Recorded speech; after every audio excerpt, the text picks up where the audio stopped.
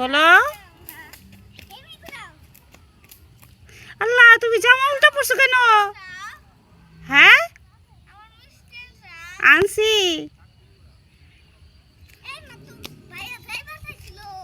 কোথায়?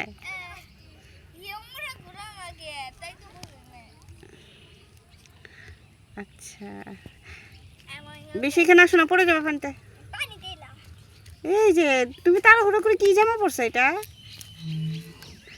আচ্ছা, উপরে উঠে আসো। এই দেখো কত কিছু আনছি।